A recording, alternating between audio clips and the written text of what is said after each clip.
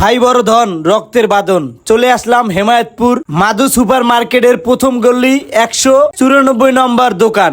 এই কলিজার ভাইয়ের দুই ভাইয়ের এক চেহারা। ভাই প্রিয় ভাইরা ভাইগুলোকে আগে মোলাকাত করলাম, মোলাকাত করিয়া সুখ দুঃখের কথা ভাগাভাগি করে লইলাম। এই আমার একটা কলিজার ভাই, বাল্যকে মোলাকাত করলাম।